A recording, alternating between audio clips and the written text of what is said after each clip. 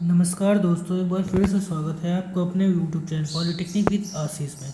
तो मैं आशा करता हूँ कि आप लोग अच्छे होंगे और अभी तक चैनल को सब्सक्राइब नहीं किए हैं तो जल्दी से लाकर सब्सक्राइब कर लो। मैं आज बात करने वाला हूँ थर्मल इंजीनियरिंग के टॉप 25 इंपॉर्टेंट क्वेश्चंस के बारे में जो हर साल पूछे जाते हैं। तो चलते हैं वीडियो की ओर। और टेलीग्राम चैनल को नहीं ज्वाइन किए हैं तो टेलीग्राम चैनल को ज्वाइन कर लो, क्योंकि मैं B2P की सारी लेटेस्ट अपडेट्स वहाँ पे अपडेट करते रहता हूँ। तो चलते हैं वीडियो के टॉपिक की ओर। जैसा कि आपको पता है कि आपका पहले चैप्टर का नाम है यूनिट का प्रॉपर्टी ऑफ फ्लूइड्स। ठीक है, प्रॉपर्टी ऑफ फ्लूइड्स क्या होती हैं, ठीक है, उनके बारे में आपके बारे में बात करना है।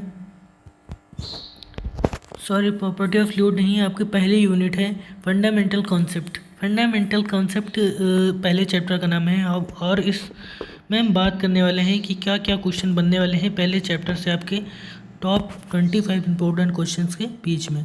तो पहला, role of the thermodynamics in engineering. Thermodynamics में क्या है, ठीक है, उसका इंजीनियरिंग में क्या महत्व है, ठीक है, पहला क्वेश्चन आपका यही बन जाएगा। ठीक है, और दूसरे क्वेश्चन की ओर बात करते हैं। तो दूसरा क्वेश्चन है the thermodynamic state and system boundary surrounding universe. दो क्वेश्चन, ठीक है, ये पूरा एक ही में पूछा जाता है टिप्पणी करके। ठीक है, आपको पहला क्वेश्चन ये, दूसरा क्वेश्चन ये, और तीसरा क्वेश्चन थर्मोडायनेमिक सिस्टम क्या होता है। ठीक है, ओपन, क्लोज, आइसोलेटेड, ये तीन आपके सिस्टम होते हैं। अडॉप्टेंस एंड होमोजीनियस, ये आपके चार क्वेश्चन हो गए। ठीक है, पहला क्वेश्चन क्या है, role of the engineering thermodynamics, ये हो गया। Thermodynamic state system and boundary universe thermodynamic system, ठीक है, ये आपका दो क्वेश्चन हो गया। थर्मोडायनेमिक्स, ठीक है, open, close and isolated, abortion and homogeneous and heterogeneous system. तो कितने क्वेश्चन हो गए आपके? चार क्वेश्चन। ठीक है, चार क्वेश्चन। अब चलते हैं हम पाँचवें क्वेश्चन नंबर की ओर। ठीक है, इक्विलिब्रियम, ठीक है, क्वाइज, ठीक है, static process, reversible and irreversible process.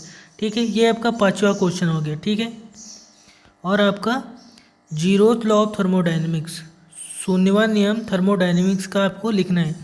तो आपके पहले चैप्टर से 6 क्वेश्चन पढ़ने हैं। ठीक है, अगर आप पहला ही चैप्टर तैयार कर लेते हैं तो आपके छः क्वेश्चन बनेंगे, और यहाँ से कम पहले चैप्टर से 10 नंबर का या 12 नंबर का पूछा जाता है, और आपका पहला चैप्टर क्लियर होगा तो 10-12 नंबर कहीं नहीं है। ठीक है, चलते हैं हम दूसरे यूनिट के, और यहाँ पे है thermodynamics process of gas and law of thermodynamics. Thermodynamics process क्या है और गैसेस पे, एंड थर्मोडायनेमिक्स के नियम क्या है। ठीक है, तो चलते हैं।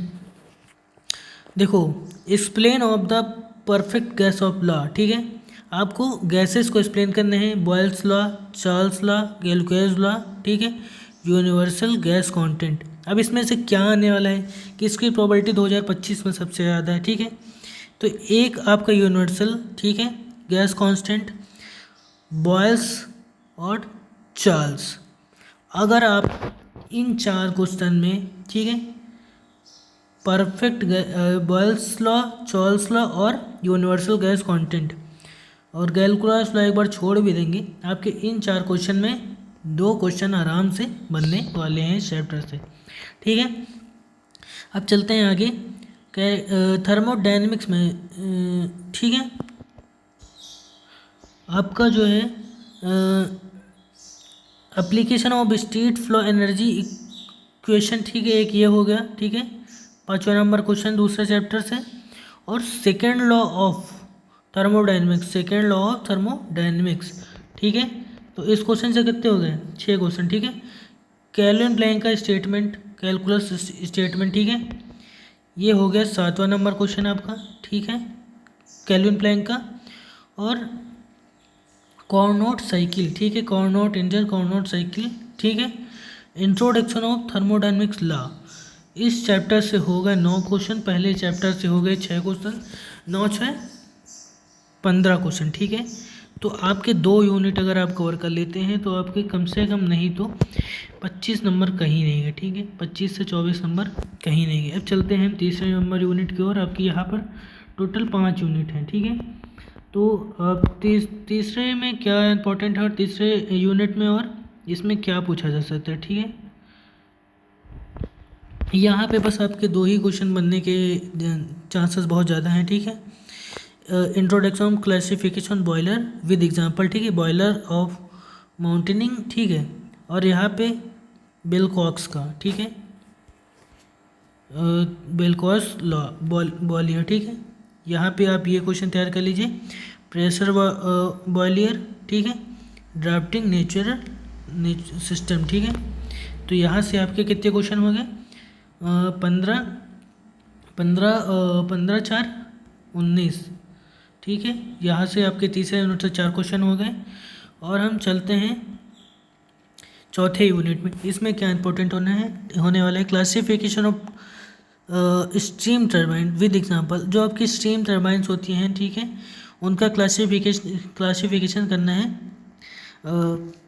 एग्जांपल कैसे, difference between impulse and reaction turbine. Impulse turbine क्या होती हैं और रिएक्शन टरबाइन क्या होती हैं, ठीक है, उनको आपको बताना है, उनके बीच में अंतर बताना है, ठीक है। तो यहाँ से आपके कितने क्वेश्चन हो गए, इस चौथे यूनिट से दो क्वेश्चन ये हो गए। और यहाँ से आपको पूछा जा सकता है, एक क्वेश्चन आपका ये बन सकता है, critical pressure rotation effect of friction in nozzle and super saturated flow in nozzles, ठीक है। ये आपका तीसरा क्वेश्चन इससे बन सकता है। फ्लो स्ट्रीम थॉट नोजल, ठीक है, चौथा क्वेश्चन, ठीक है। ये जो क्वेश्चन मैं बता रहा हूँ आप आराम से इन्हें तैयार कर लीजिए और आराम से आपका पेपर निकल जाएगा। तो इस चैप्टर से चौथे यूनिट से आपके कितने हो गए, 19 4 23, ठीक है, 19 4 23 क्वेश्चन हो गए और 5वें यूनिट से, ठीक है। तो बस और 1-2 क्वेश्चन आप अपनी तरफ से तैयार कर लीजिएगा। तो ये आपके टॉप 25 इंपॉर्टेंट क्वेश्चन थे थर्मल इंजीनियरिंग के, और मैं इन्हीं के बारे में बात करने वाला था। अगर आप ये क्वेश्चन तैयार कर लेंगे तो आसानी से आपका पेपर निकल जाएगा और आपको अच्छे मार्क्स मिलेंगे, ठीक है। तो बस यही बताना था, मिलते हैं अगली वीडियो में, तब तक के लिए धन्यवाद, ठीक है।